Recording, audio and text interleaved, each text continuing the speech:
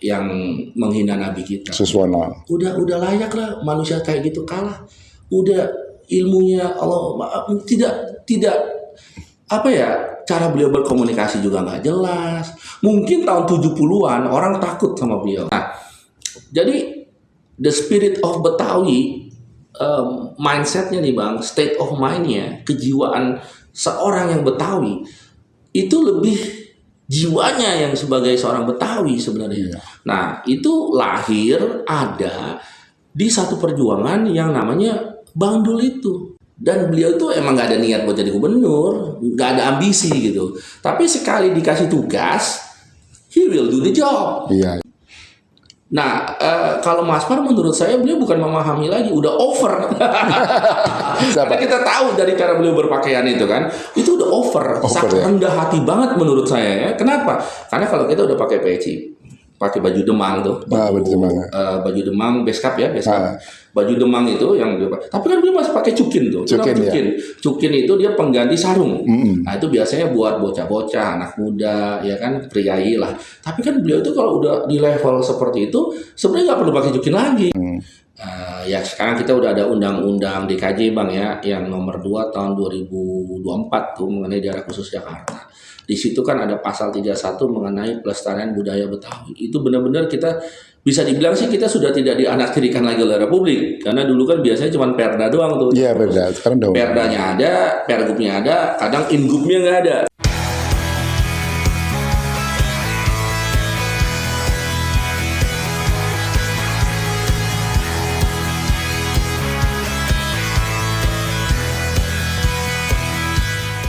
Bang David, malam-malam kita ngobrol lagi nih. Ya.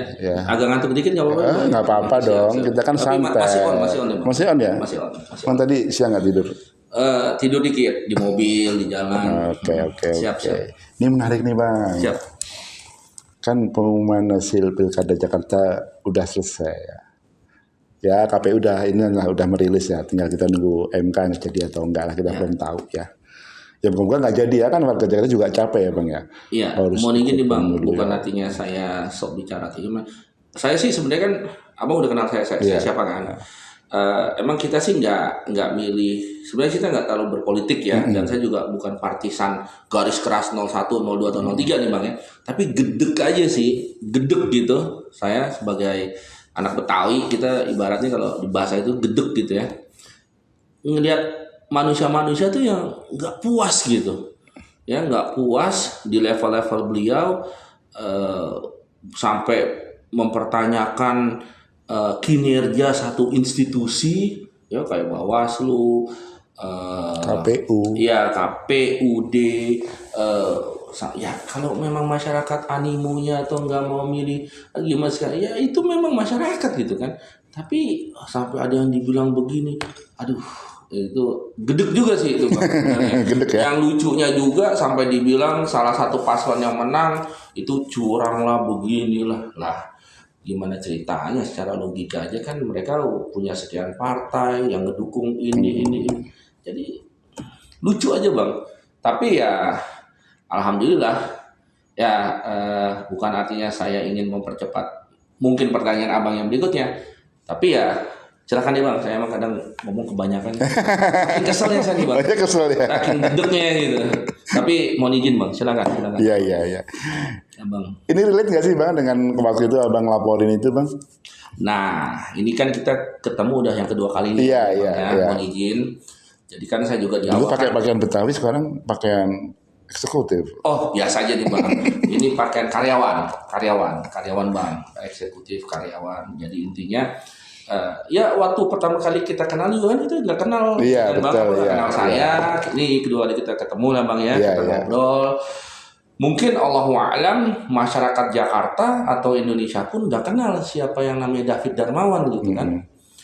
Nah, Allahua'alam, kalau Abang tanya lagi tadi mengenai Suswono, ya intinya itu Allahua'alam Bang, itu jalan dari Yang Maha Kuasa agar orang yang bukan siapa-siapa kayak saya ini bisa membuktikan, bisa menegur dengan keras bisa istilahnya itu kalau di kampung kita tuh ngelempengin. Dan ya kalau abang bilang juga ya kan, Bang David pakai baju pangsi ya karena itu memang hobi, karena itu juga memang saya sebagai anak Betawi itu baju tradisi kami bang. Di satu sisi ya saya juga lucu ya waktu abang pertama kali kita ngobrol-ngobrol juga tuh bang. Masa anak Betawi sekeren saya nggak ada yang milih dari kubu 01, nggak ada yang milih saya jadi tim ses kayak atau apa ya kan, 02 03 juga kagak. Iya kan bang. Nah tiba-tiba keselip nih orang tua lidahnya. Allahu'alam apakah itu mau dijadiin candaan atau itu strategi kampanye lah atau gimana saya nggak tahu, tapi aneh banget. Nah saya sebagai manusia biasa, warga biasa, bukan siapa-siapa, ya wajib negor bang. Nah, pas saya tegur, ya kan, adalah di situ percikan-percikan, mau itu pertanyaan lah, macam-macam. Ada yang bilang saya bukan anak Betawi lah, kan lucu. Gitu. Kita udah jelas-jelas gitu kan, nggak mungkin. Emang Betawi namanya Dul doang gitu kan? Ada juga yang namanya David, ada yang namanya William, ya kan? Allahu'alam bang. Nah, jadi Allahu'alam bang, ini benar-benar yang maha kuasa bang, yang menggerakkan saya, yang bukan siapa-siapa, menegur gitu. Karena ya saya udah sharing juga seperti yang saya sampaikan di cerita awal saya ke abang di kita punya podcast pertama. Abang nanya kenapa begitu ya. Pertama pas saya lihat Suswono ngomong begini kok seperti itu reaksi senior-senior saya di majelis kami, di majelis subuh kami juga. Saya tunggu juga dari beberapa ormas organisasi juga kan waktu itu bang, hari Senin mau lapor tapi nggak ada yang lapor. Nah akhirnya saya wajib gitu bang, wajib ya dengan ormas kami yang namanya Betawi Bangkit dan teman-teman di Laskar Suku Betawi yang memang udah gerah gitu. Kok ini nggak ada yang ngelempengin? Oke, beliau minta maaf, tapi kan minta maaf juga kan jalurnya bukan jalur yang sesuai gitu bang. Itu juga beliau minta maaf karena udah banyak viral kali ya. Itu satu. Kedua, ya saya nggak tahu. Saya mohon izin nih bang, ngomong agak panjang, tapi silakan nanti abang bisa tanya-tanya lagi. Tapi kan kejadiannya pada saat itu memang sepertinya tuh beliau masih nganggep, oh si David dia nggak tabayun gitu. Lah kita mau tabayun gimana bang? Kalau abang menyinggung lagi masalah laporan kami ke Bawaslu yang sekarang sudah dilimpahkan ke Polda mengenai dugaan penistaan agama, pelanggaran pidana oleh Suswono pasal 165A itu kan, kurang tabayun apa? Karena beliau di panggung di acara tersebut langsung ngomong begitu kan, set. Nah saya juga kaget gitu loh. Nggak nyangka ya? Nggak nyangka. Nah minta maafnya juga nggak jelas, ya kan? Itu udah kelewatan bang, dipanggil Bawaslu juga nggak dateng, kan itu udah ya wajar lah beliau kalah lah. Jadi abang bersyukur dong dia kalah ya? Ya saya mohon izin bang, kami sebagai sesama Muslim dilarang untuk mendoakan sesama Muslim. Bahkan kalau abang lihat, jujur bang, kami sebagai kaum Betawi, kita sebenarnya bang ingin memiliki pemimpin yang dari awal memang memahami budaya kita. Nah, cuman kan saya nggak tahu politik nih bang. Ya saya nggak tahu nih. Saya baru diobrolin aja setelah saya laporin Pak Suswono kan, baru ada beberapa input nih ke telinga saya yang ngasih tahu begini. Tapi karena kan saya nggak pernah aktif bang di politik. Saya hanya melihat, oh ya Bang Dul, Betawi kulturnya, kebudayaan Betawinya itu sangat kuat. Kalau buat kita nih bang, kalau saya kan alhamdulillah Betawi tulen bang. Artinya apa? Di nasab saya 5 generasi ke belakang itu Betawi semua bang. Oke, nama saya David Darmawan. Itu kan nama populer bang ya. Nama internasional lah. Tapi kalau mau dibilang nama Betawinya kan Daud tuh. Nah, jadi Muhammad Daud Abdurrahman nama ayah saya tuh. Jadi saya Daud bin Abdurrahman, kakek saya Kiai Abdullah, bin Abdullah, jadi bin Abdurrahman bin Abdullah bin Kiai Haji Najihun bin Ramli bin Hafsi.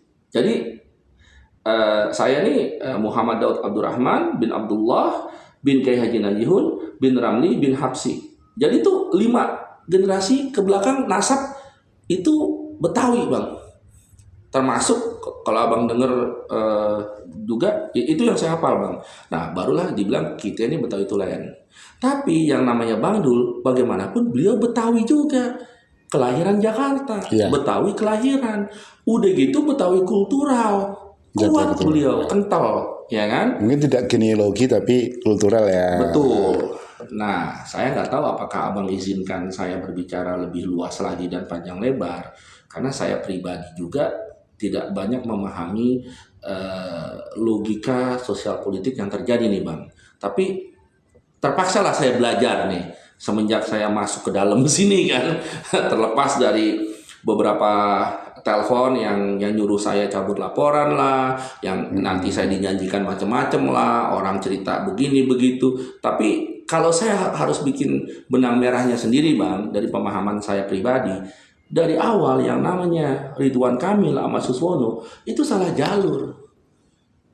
Ya katanya kan awalnya distrategikan untuk melawan kota kosong. Ya, itu betul, juga saya baru ngerti kemarin-kemarin. Nah tiba-tiba, jadi pada saat itu terjadi, lantas ada sosok seperti Mas Pram dan Bang Dul, ya seharusnya ya beliau seperti di awal aja gitu. Mungkin rendah hati, memikirkan hal-hal yang bisa membantu masyarakat Jakarta. Terlalu confident mereka ya? Arogan juga, Bang. Oh, gitu arogan ya? Bisa dibilang. Karena kalau saya jadi beliau, mungkin saya bisa buka strategi komunikasi politik mungkin ya, Bang ya.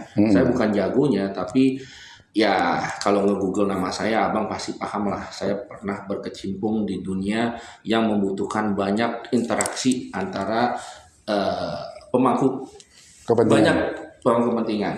Suswono, kalau misalkan beliau lidahnya keselip seperti itu, lantas beliau dengan segala kerendahan hati, mohon maaf di depan publik, datang ke Bawaslu, udah gitu mungkin manggil saya, kita tabayun bareng-bareng di Bawaslu. Karena di Bawaslu itu kan memang satu institusi yang mengizinkan kita semua untuk berinteraksi kan, saling tabayun, Bang, kalau dalam bahasa kami itu Islam, berintrospeksi bahasa Arab ya. Betul.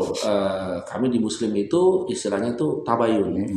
Nah disitulah tempat yang cocok untuk kita berinteraksi, menyimpulkan dan saling memaafkan juga, mungkin dari mengerti. Tapi jangan malah nelpon saya ngajak makan di restoran lah, inilah kata itu kan malah jadi diajak di telepon juga, ditawarin saya, Bang, sama orangnya, pihak-pihaknya. Di restoran lah, ada yang seperti mungkin nawarin juga di luar Jakarta gitu ketemuannya, biar nggak ada. Pokoknya banyaklah penawaran-penawaran seperti itu. Sama juga dari segi, ya seperti yang saya sampaikan ke Abang kan, dari segi materi untuk saya cabut laporan. Saya bilang ini bukan masalah pilkada gitu, Bang. Kebetulan aja beliau keselip lidahnya itu pada saat pilkada, akhirnya kualat kan, kalah kan, Allahu'alam. Seperti itu, Bang. Nah selain daripada mereka ngotot segala macam mau 2 putaran kemarin tuh, tapi kayaknya hari ini kan udah enggak gitu. Tapi selain itu, Bang, yang saya gedek juga nih, makanya saya agak bawel nih sekarang. Ya kenapa beliau itu tidak menerima aja dengan dan hentikan arogansinya gitu, Bang. Ketemu bareng-bareng, ngomong minta maaf, itu kan efeknya malah lebih bagus betul, gitu. Ini kan enggak positif malah, lah ya. Ya ini kan enggak, malah sampai saya dengan teman-teman, dengan saudara-saudara kita dari Laskar Suku Betawi juga dan ormas kami, akhirnya kan kita ke Bawaslu silaturahmi berkali-kali. Sempet kita sama tetangga kita, sama teman-teman kita, sempat pakai kaos yang tulisannya Rasulullah bukan pengangguran gitu kan. Sampai kita ingin memberikan perhatian seperti itu. Ya alhamdulillah sih, memang di satu waktu muka saya gitu bisa dibilang viral di mana-mana karena saya ngelaporin Suswono gitu. Ya kan, sampai tetangga saya bilang, wah ini mah bukan 03 lawan 01 Fit, ini si Ridwan Kamil ngelawan kamu. Karena banyak yang bilang, Bang, bukannya saya menyombongkan diri ya Bang, jauh dari itu. Pas saya lapor beliau, kan langsung nyungsep itu. Iya, surveinya langsung, karena arogan Bang. Ya, tapi Abang bisa lihat kan, Mas Pram yang tadinya, aduh, siapa yang kenal beliau gitu, siapa yang mau beliau jadi gubernur ya kan, tampangnya juga ya slow motion gitu. slow motion ya betul. Kalau Bang Dul oke lah, mungkin beliau sempat menjabat ini. Nah tapi kan beliau turun memahami masyarakat, belanja masalah, nggak sombong juga, ketemu Iya. sama Pak Ridwan Kamil, ketemu sama ini, sama mantan gubernur, itu luar biasa energinya itu Bang. Makanya saya udahlah jadi karyawan aja lah, kayak Bang tadi bilang kan, ini pakaiannya ya udah kayak gini aja lah. Karena kalau jadi pejabat publik tanggung jawabnya memang besar Bang, harus belanja masalah gitu. Tapi dengan kerendahan hati beliau, dengan kerja keras beliau, itu kan menarik simpati. Betul. Ya memang nggak banyak ya Bang ya, 50,07 kan. Nah, itu kan tipis banget Bang. Ya nggak tipis juga. Iya nggak tipis juga. Tapi kalau dibanding itu kan artinya setengah kan. Tapi kalau dilihat dari 3 kandidat, 3 paslon, itu luar biasa. Luar biasa iya. Ibaratnya kalau secara rasio itu udah 70% lah, 60% lah. Iya, dari jumlah partisipasi dari ya. jumlah partisipasi gitu kan. Ya jadi luar biasa juga gitu Bang. Ya tapi yang saya bingung, benar apa kata Bang dulu itu kayak David ngelawan Goliat.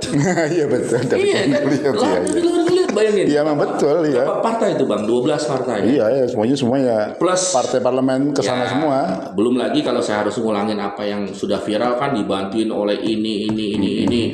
Belum lagi ada lagi artis juga. Tapi ya Jakarta beda ya. Iya saya ngomong sama surveyor SMRC. Jakarta itu beda, ternyata sisi pendidikannya tinggi, SMA.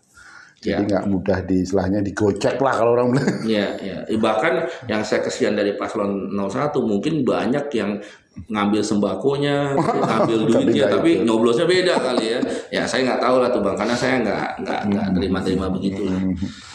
Tapi kalau menurut ini ya, dari pandangan Bang David nih ya, kan kita sempat ngobrol masalah karakter kepemimpinan untuk Jakarta ini ya. Kita kan sempat ngobrol yang memimpin yang kalau bahasa ini apa ya, bahasa sosiologinya indigenous ya, Oh ya, pemimpin yang inklusif ya Bang ya, yang indigenous, yang memahami kearifan lokal. Iya. Memang Jakarta itu harus Bang, karena bagaimanapun kan Jakarta itu kan kota yang penuh dengan sejarah. Ya sekarang kita udah ada undang-undang DKJ Bang ya, yang nomor 2 tahun 2024 tuh mengenai daerah khusus Jakarta. Di situ kan ada pasal 31 mengenai pelestarian budaya Betawi. Itu benar-benar kita bisa dibilang sih kita sudah tidak dianaktirikan lagi oleh Republik, karena dulu kan biasanya cuma perda doang tuh. Iya perda, sekarang udah perdanya ada, pergubnya ada, kadang ingubnya nggak ada. Ya kan nggak ada, jadi agak bingung juga tuh kita Betawi. Pelaksananya mau ngapain? Ya pinter-pinteran kita itu ngegocek-gocek tuh Bang istilahnya. Nah tapi kalau orang-orang yang kayak saya, yang di satu sisi Betawi itu memang sudah mengakar di keseharian kita, karena kan Babe kan emang Betawi itu Bang. Dan kata Betawi juga kita paham, itu bukan cuma sebutan untuk suku atau karena kita lahir di Jakarta, tapi Betawi itu lebih state of mind Bang. Karena kalau kita ngomong Betawi itu kan luas Bang zaman dulu ya. Daerahnya dari mana nih? Awal Sungai Cisadane sampai ujung Cikarang gitu. Makanya kan ada dibilang Betawi pinggiran, Betawi pesisir, Betawi pusat, ada Betawi ora, ya kan, yang di daerah Bekasi sekitaran tuh. Nah, jadi the spirit of Betawi, mindsetnya nih Bang, state of mind-nya, kejiwaan seorang yang Betawi itu lebih jiwanya yang sebagai seorang Betawi sebenarnya. Nah, itu lahir ada di satu perjuangan yang namanya Bang Dul itu. Jadi kalau Abang tanya, Fit, ini Jakarta ya memang, mohon maaf Bang, coba kalau misalkan si Ridwan Kamil ngambil saya sebagai konsultan politiknya, mungkin dia bisa jadi kali. Karena kita bisa atur dari sisi sejarah, ngurutin bagaimana. Mohon izin Bang, saya bukannya mau promosikan diri, bukan, tapi saya ingin menyampaikan aja, mohon maaf, betapa tololnya mereka tidak makanya saya bingung gitu. Kita bisa berpolitik Bang, tapi ini kita udah di tahun 2024 Bang. artinya masyarakat itu bocah-bocah aja dia udah bisa ngeliat nih apa yang dia suka. Ya di sosmed, di YouTube. Sampai kalau kita mau ngambil versi sejarah, itu ada banyak versi, Bang. Kalau kita mau ngambil versi sejarah, Jakarta aja ada versi A, B, C, D, E gitu. Nah, tetapi alangkah tololnya, ini berkaitan dengan pertanyaan Abang tadi, kita berpolitik tapi kita tidak mengakar. Karena kalau bahasa kerennya nih, Bang, today is the rise of the native. Di mana-mana, Bang. Betul. Nah, itu kayak kemarin di mana Selandia Baru kan, suku Maori itu ya kan, yang ada perjanjian sama ini mau itu kan di parlemennya kan, tempur. Iya. Nah, di Amerika, United States of America, begitu juga Indiannya. Jadi the rise of the native, Bang. Nah, sama juga halnya di Jakarta.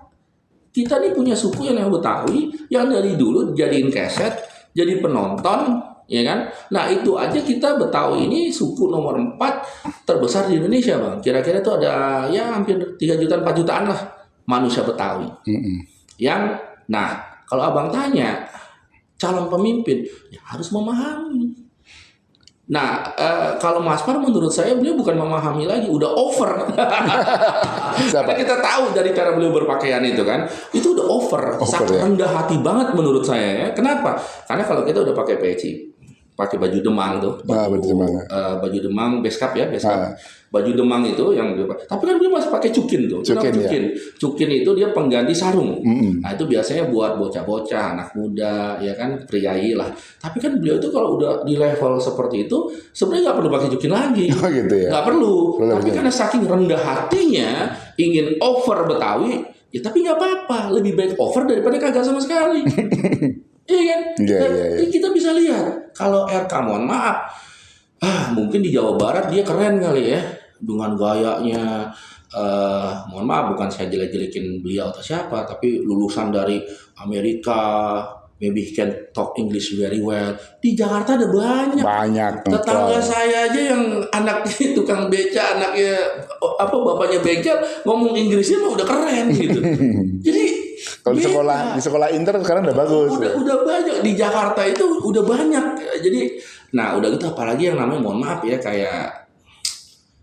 kayak siapa yang menghina Nabi kita. Suswono. Udah layak lah manusia kayak gitu kalah. Udah ilmunya Allah tidak cara beliau berkomunikasi juga nggak jelas. Mungkin tahun 70-an orang takut sama beliau. Tampang kayak beliau. Iya. Wah, serem banget. Beliau ibaratnya kalau saya jadi murid beliau tuh, beliau ngangkat begini gitu udah ini mau ada apa gitu. Tapi kalau sekarang tampang kayak beliau ya kita ketawain lah. Sebenarnya itu saya nggak bingung, makanya ini konsultan politiknya tuh mesti diganti semua itu untuk partai-partai itu kayak gitu, Bang. Biar kedepannya kalau nanti ada ini ya beliau bisa memahami gitu. Jakarta tuh kayak begini, hubungan antara Batavia dulu, Betawi dengan Sunda itu seperti apa. Itu kan sebenarnya bisa dipelajari. Kalau beliau mungkin masuknya dengan secara kerendahan hati, tidak arogan, mungkin beliau bisa menang kali. Tapi kan udah beliau yang saya sebel juga kan, sempat tuh kan waktu pelantikan anggota DPRD kan, RK datang kan, padahal dia belum jadi gubernur, tiba-tiba udah mau datang kan. Saya aja nggak ngerti banget protokol politik lah ya, tapi kan itu kan membuktikan satu tanda kayak, dia pede banget gitu, ya kan? Salah satunya ya Allah alam lah kalau dalam hal itu. Tapi intinya banyak settingan yang salah, Bang. Tapi sekali lagi ini udah jalur langit, Bang. Tapi mungkin itu blessing in disguise buat Mas Pram juga ya. Iya, intinya kan beliau memang seorang pemimpin dari awal yang Allahu a'lam, kalau Nabi kita, salah satu sahabat bilang, apa hadis Nabi ya Bang ya. Jadi emang beliau itu nggak ada kemauan. Nggak ada kemauan beliau. Jadi tetapi nggak ada kemauan, tapi beliau tanggung jawab gitu. Tapi karena kita harus yang terpilih gitu. Ya, benar. Jadi ini, gitu. Ya, di dalam tradisi Islami, Bang, di dalam tradisi kami itu, kita harus hati-hati justru sama pemimpin yang menggebu-gebu. Wah, gua mau jadi nih. Kita harus hati-hati nih. Justru sepemahaman saya, zaman saya dulu masih kuliah, ya kalau dibilang PKS mah maaf ya Bang, dari zamannya PKS itu masih jadi PK, saya itu garda keadilan sebenarnya. Saya cinta banget sama itu partai dulu. Ayah saya kan orang Tenabang almarhum. Nyumbang berapa truk itu zaman dulu tuh buat ngurusin PK ya kan. Tapi kenapa sekarang jadi nggak jelas gitu partai? Ya kan bubarin aja gitu kan. Apa dia aduh mendingan saya David. Nama saya David lebih Islam dari mereka kelihatannya kan Bang. Karena mohon maaf gitu. Aduh, ini kok jadi sampai banyak yang harus dilempengin gitu loh Bang. Jadi itu yang kita sedih banget. Tapi kalau kita bicara ya sosok Mas Pram dan Bang Dul ini kan suatu kombinasi yang pas sebenarnya untuk memimpin Jakarta lagi, ya. Ya sekali lagi gini Bang, emang ini Allahu a'lam, ini benar-benar saya bukan jago politik, saya nggak pernah. Ya pandangan awam aja sih. Ya saya pandangan awam aja. Ya seperti yang kami sampaikan tadi Bang, Mas Pram itu beliau pertama hard worker kan, dan beliau tuh emang nggak ada niat buat jadi gubernur, nggak ada ambisi gitu, tapi sekali dikasih tugas he will do the job. Iya gitu. Out beliau itu. Nah kedua, Bang Dul, memang Jakarta ini kan kita perlu sosok kan, perlu arahan mau dibawa kemana nih. Ya kan kalau kita lihat logo Enjoy Jakarta, tapi masa Enjoy Jakarta diskotik, Jakarta Warehouse Project kan lucu. Dan saya justru berharap kita ini memiliki ciri khas kekhususan khusus gitu. Jakarta itu jadi kota yang oke, kita boleh happy tapi janganlah kayak joget di depan panggung ribuan orang pakai baju setengah telanjang gitu kan. Itu kan tidak mencerminkan kebetawian kita sebenarnya, kemajemukin kita. Dan saya rasa bukan artinya kita menentang global budaya-budaya global ya, tapi kita jangan mau dijajah lagi. Iya betul. Ya saya sih nggak mau emosian ya, tapi aduh ini mohon maaf gitu ya, itu ya diganti aja itu konsultannya semua lah. Suruh aja ngambil anak buah saya lah atau gimana gitu. Lebih bagus kayaknya, lebih peka. Iya. Karena mohon maaf gitu Bang, itu fatal gitu yang beliau lakukan itu fatal. Karena tidak hanya di Jakarta itu. Maksud saya seperti apa? Tapi di Jakarta ini Bang, masih banyak manusia-manusia yang percaya kepada Yang Maha Kuasa, dan juga yang menengadahkan muka dan tangannya itu di sepertiga malam. Masih banyak juga yang di saat fajar, masih juga banyak yang berjalan ke tempat-tempat ibadah di hari-hari tertentu. Jadi ini kota yang agamis juga Bang, yang religius gitu. Jadi kita nggak suka orang sombong, nggak suka orang yang bawa-bawa yang nggak tahu adab juga kita nggak suka. Jadi banyak kesederhanaan sebenarnya di Jakarta yang merupakan ciri khas kita Bang. Kayak saya pakaian kayak gini ya karena lagi perlu aja. Bekerja, ketemu sama, kita menghargai tim kita kalau kita lagi video callan yang dari luar negeri misalkan. Atau memang beginilah perawakan kita pada saat kita profesional sebagai advisor, konsultan untuk bagian-bagian fungsi bisnis tertentu. Tapi di fungsi adat ya mungkin kita berpakaian yang lain, tapi tetap itu ada norma-normanya Bang. Nah ini yang tidak dipahami oleh pemimpin-pemimpin yang kurang peka Bang. Kayak India itu bagus ya, saya kagum sama orang India itu. Ya itu bisa dibilang peradabannya juga luar biasa. Ya, yang kan, pakai sarung-sarung, yang pakai ini, pakai syariah itu. Kan? Ya, bisa masih pakai sari. Ya. Abang tahu kalau di kantor saya kan resepsionis apa kan pada pakai itu semua kan, pakai kebaya Betawi kan. Walaupun mereka tuh artis besar. Iya. Istri presiden, sehari sama gitu loh. Betul. Masih ada ininya Bang, masih ada adabnya tuh dijaga. Seperti itu dijaga benar tuh dari warisan Gandhi itu ya. Iya, betul. Luar biasa itu. Ya saya terima kasih banget nih. Abang udah ngajak kita ngobrol-ngobrol. Ya saya mohon maaf kalau saya terlalu semangat atau kurang semangat. Namanya kita juga nih di jam berapa nih Bang? Udah hampir jam 12 malam ya Bang ya. Ya itu karena kita bukan pengangguran juga Bang.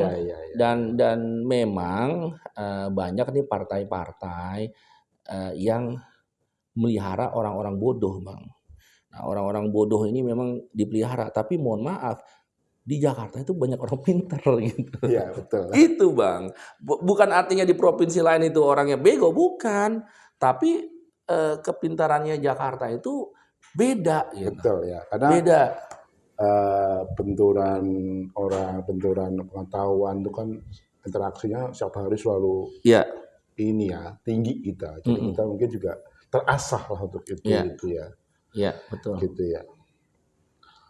Apa lagi nih pengen disampaikan? Ya, kalau saya bilang Bang, sekali lagi, jadi masyarakat Jakarta itu lebih kritis Bang.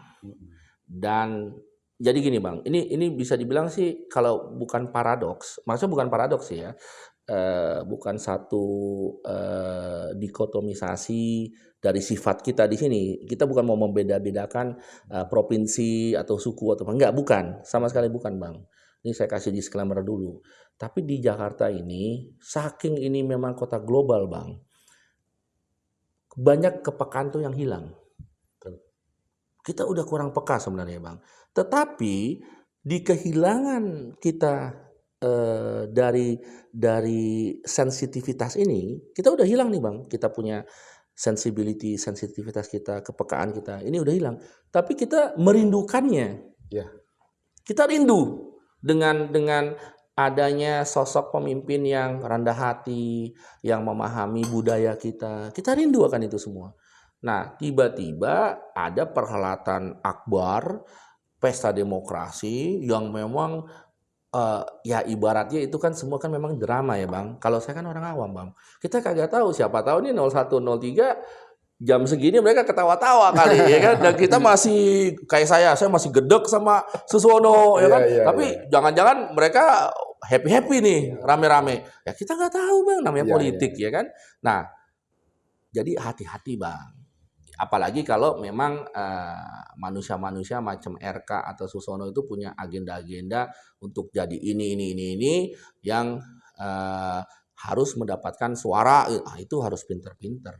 Kalau dari Bang David, ini apa nih harapannya untuk Mas Pram dan Bang Dul ini ke depan ini? Oh insya Allah gini Bang, mau Mas Pram, mau Bang Dul, mau siapapun. Pertama kan kita bicara realita politik. Betul. Hari ini. Saya yakin beliau-beliau udah paham Bang apa yang harus dikerjakan. Karena kan beliau juga kan lebih ngerti lah daripada kita, siapa saya gitu kan. Kalau saya sih mau pemimpinnya siapapun ya namanya kita orang bisnis Bang, tetap aja kita zigzag gitu kan. Ya kan? Tapi saya rasa dari kemarin aja Pak Anies kan perubahan udah banyak. Ya kan? Nah apalagi beliau kan sekarang yang bagus di keep, disimpan. Nah ditambah kerenin gitu kan, dan nggak ribet lagi kan. Nah insya Allah saya rasa apalagi kan pendukung-pendukung beliau nih di sekitarnya beliau ini kan orang-orang pinter semua nih tim sesnya kan. Terutama yang berkaitan dengan ini tadi, kepedulian itu kan. Nah kan itu Bang, itu. Jakarta ini kan kota besar ya. Betul. Jadi mungkin gapnya itu juga luar biasa Bang. Ada harapan nggak untuk itu? Saya rasa yang penting ini Bang. Bukan artinya saya full saya pro ke Pak Ahok semua ya, bukan artinya saya Ahoker nih. Tapi kan di 03 ini kan sekarang ada anak abah istilahnya ya, ada Ahoker juga istilahnya. Jadi kalau saya boleh pinjem apa kata Pak Ahok dulu tuh, jadi warga Jakarta itu harus tebel kantongnya, perutnya juga kenyang, otaknya juga jalan. Iya. Realistis itu ya. Iya. Nah, cuman kan di masa kepemimpinan beliau ini kan lagi berproses tuh sebenarnya. Iya, betul. Ya kan, yang dimana beliau secara berani begini. Nah, sekarang saya harap Mas Pram ini lebih berani lagi. Karena beliau mendapat amanah dan dukungan apalagi dari kita-kita nih. Oke lah, kalau boleh saya buka, kalau boleh saya buka memang itu semua seperti itu Bang. Nah, tapi yang kita tidak boleh lupa ada Bang Dul juga kan di samping beliau yang memahami akar rumput nih. Betul.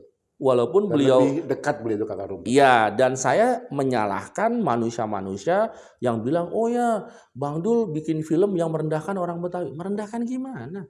Emang itu kenyataannya itu potret kok ya. Itu potretnya zaman dulu emang kayak begitu.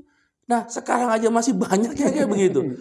Oke, ada banyak Betawi sukses, tapi kita bisa hitung sama jari. Itu kita bicara mindset sih ya. Satu, dan juga Bang, Betawi itu kalau kita tinggi itu kayak pohon pinang sendirian kan.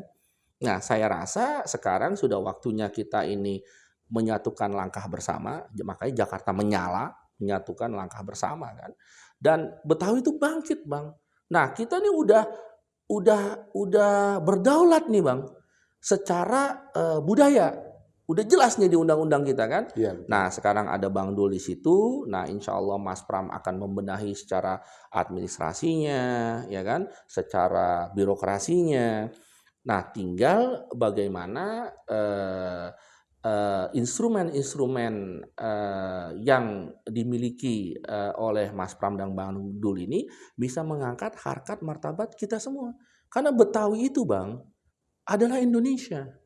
Dan Indonesia itu juga Betawi.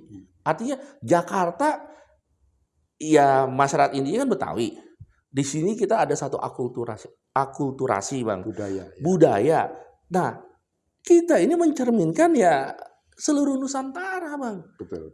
Nah, jadi harapan kita ya satu, bangkit. Nah, caranya bagaimana? Ya berhentilah membodohi kita gitu loh. Nah, sekarang saya mau nanya, gimana kita mau go internasional, Bang? Kalau dari segi mahasiswa, pendidikan, most of our students, maybe only 12 or 10%, only 10% of them are able to speak English very well. Baru 10%, 12%, nggak sampai segitu kayaknya. Yang bisa ngomong Inggris fluently lah, itu kita baru bicara Inggris. Nah, belum bicara bahasa-bahasa asing yang lain, Mandarin, Spanyol, Perancis, yang mendukung pergerakan kita untuk go global. Tadi Mas Pram udah mention itu juga itu, saya terakhir ketemu beliau itu juga mengatakan ingin perbaikin gensi kayak dia ini ya, untuk bahasa itu. Betul. Bahasa itu penting Bang, karena dulu yang namanya Betawi Bang, Pelabuhan Sunda Kelapa, itu ada panglima pangkalannya Bang, namanya Waitem. Salah satunya. Itu beliau bisa 25 bahasa itu. Bahasa Portugis, bahasa Belanda, Inggris, Belanda, ya. Prancis, betul. Cina, betul, ya. Betul. Nah, seperti saya nih Bang, mohon maaf, saya mohon izin dan mohon maaf kepada pejabat-pejabat yang terkait, seperti pengembangan Kota Tua Bang. Kota Tua itu adalah ikon kita di Jakarta. Ya, ikon Jakarta. Tapi gimana seorang pejabat bisa nguasain, bisa memahami sejarah Kota Tua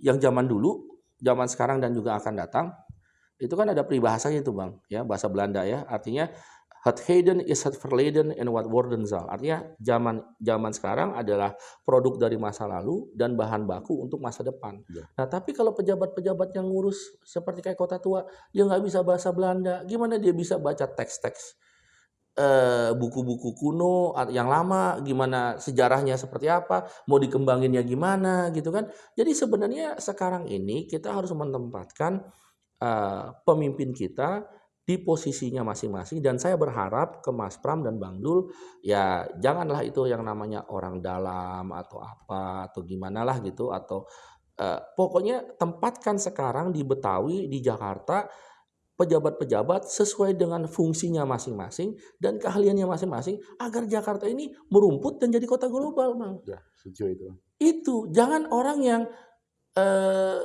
suka happy dia ngurusin kecamatan atau kelurahan yang kebanjiran atau yang gimana ya, dia juga malas terjun ke banjir kan. Yang ada dia demen tinggal di hotel atau di di apartemen yang keren gitu. Jadi itu Bang fungsi. Dan saya rasa Mas Pram dan Bang Dul akan menghormati amanah beliau, dan kami anak Betawi dari ormas kami atau dari siapapun, kita akan mengawal terus Bang, akan membantu. Dan saya rasa beliau, alhamdulillah dengan beliau terpilihnya sebagai gubernur dan wakil gubernur, beliau juga sekarang wajib untuk menjadi gubernur untuk semua. Nah, kata semua inilah Bang yang harus dipahami oleh pemimpin kita di Jakarta. Karena seorang David Darmawan walaupun biasa-biasa aja, tapi kan ada hal yang mungkin luar biasa dari saya. Sama juga dari Abang. Ya, ini yang harus dipahami oleh pemimpin kita, Bang. Kalau Jakarta itu memang biasa di luar. Beda sekali gitu. Nah, ini jadi bukan artinya daerah lain itu lebih rendah atau bukan Bang, tapi di Jakarta itu kita semua lebih peka. Dan kejadian-kejadian yang mungkin viral sekarang itu kan duluan kejadian di Jakarta. Ya, betul. Daripada di ya seperti ada salah satu yang menyebut dirinya guru ngaji lah atau apa, kepleset juga mulutnya, tapi kan kejadian duluan sama Suswono gitu. Lebih peka Bang orang kita memang. Ya. Jadi ada pantunnya Bang. Apa itu? Ajak Mamat main layang-layang ke kota tua. Kita tak kenal, maka tak sayang. Kalau tak sayang, maka tak cinta. Jadi emang kita harus mengenal, Bang. Ya, nah, itu proses. Berinteraksi ya. Berinteraksi. Nah, jadi di pilkada kemarin ini yang sangat dahsyat itu sebenarnya nih beliau-beliau ini calon-calon ini kan sudah punya alat-alat untuk berinteraksi. Tapi ada yang kebablasan. Nah, mungkin itu pakai cara I don't know lah. Nah, sekarang tuh orang lebih peka, Bang. Kita salah ngomong aja, salah satu huruf aja, itu artinya bisa beda, Bang. Betul, ya. Apalagi kalau dipotong-potong kan. Ya. Nah, jadi nggak ada jalurnya, Bang. Zaman sekarang ini kita harus mencurahkan. Ya kita bisa lihat ya cara Mas Pram memanage sosmed beliau kan. Itu nggak ada kelihatan kayak ya emang beliau bisanya begitu gitu. Nggak dibikin-bikin gitu. Makanya orang juga, oh oke, kita menerima gitu. Jadi di satu sisi kita melihat beliau punya efforts, beliau punya usaha untuk dekat dengan kita, untuk yang tadi Abang bilang berinteraksi. Dan pada saat beliau berinteraksi, ya beliau kampanyenya yaitu kampanye apa gembira ya, apa istilahnya Riang gembira. Nah, riang gembira, lantas ada apa hahaha-nya gitu kan. Jadi ya memang harus seperti itu.